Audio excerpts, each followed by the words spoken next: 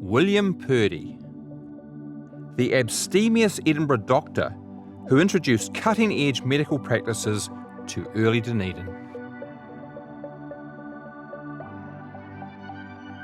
William Purdie was born here in Airdrie in Lanarkshire in 1797. His father was a farmer, but he wanted to become a doctor and made strenuous efforts to advance his education accordingly. Now, he never spoke about this early period of life with his family, but it must have been a real struggle. In those days, doctors began their medical training by apprenticing themselves to other doctors, and William made exactly that sort of arrangement with a doctor here in Airdrie in 1822. But he also took anatomy and dissection classes in nearby Glasgow, making the 16-kilometre journey each day by horse. By 1825, he had secured his degree in surgery and moved to Edinburgh, commencing his own practice while continuing his medical education. In 1830, he earned public recognition for his role fighting an outbreak of cholera in the Canongate area.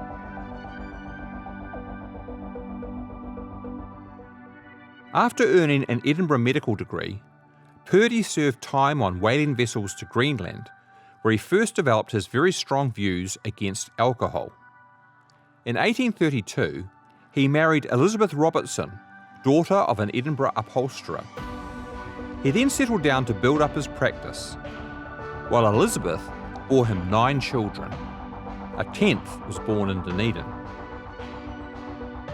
In 1841, they lived here in Edinburgh's new town in Union Street in this rather elegant tenement building. Edinburgh was a leading centre of medical research, and William kept abreast of the latest developments, such as vaccination against smallpox or the use of chloroform as an anaesthetic. He would later introduce both cutting-edge practices to Dunedin. Dr. Purdie prospered for 20 years here in Edinburgh as a respected physician.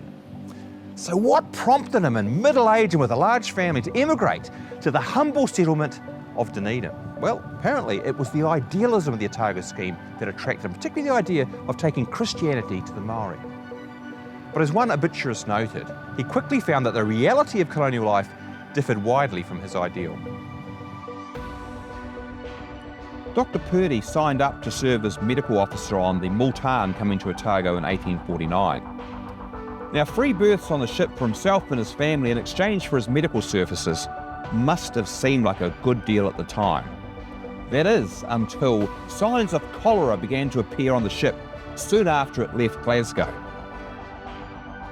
At a time when germ theory was yet to be discovered, Dr. Purdie did his best to contain the contagion, but 9 passengers died, and many others were struck down for much of the voyage. He faced bitter criticism from those aboard ship, although a subsequent inquiry vindicated his treatment as the best that could have been offered in the circumstances. He was, in any case, a welcome addition to the small Dunedin population on his arrival, and he quickly built up a substantial medical practice. His house at the corner of Pitt and London Street was for a long time the only one above the North Dunedin flat. It had originally been built for Captain Cargill by the survey party, but when he arrived, he rejected it as being far too far away from where all the other settlers congregated around the exchange area along Princes Street. But its light shining above the otherwise barren and swampy North Dunedin flat was for a long time a cheery sign to the few travellers heading to North East Valley through the 1850s. And a small section of that house, with its original wattle and board construction on show, is displayed here at Toitu beside our replica cottage. Dr. Purdie called his property Woodside because at that point it was completely surrounded by trees including matai, birch, totara and manuka.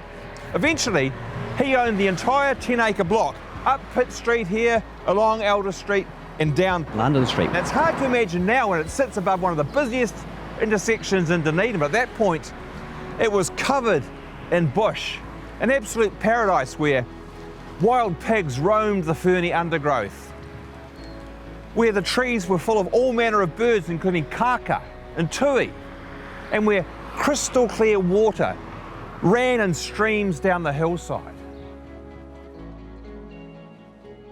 The flip side of these primeval conditions, though, was that the poor doctor often had to bash his way through thick bush or slosh his way across the swamps of the North Dunedin flat on his way to treat patients. It was tough work for an older man, especially when he could expect little or no payment from many of the pioneer settlers. Dr. Purdie had long been an enthusiastic supporter of the temperance cause, which he pushed hard in Otago, which didn't always make him that popular with the often hard-drinking pioneers. He was also an enthusiastic churchman who undertook missionary work and worshipped here at Knox Church, although he'd originally been a Baptist.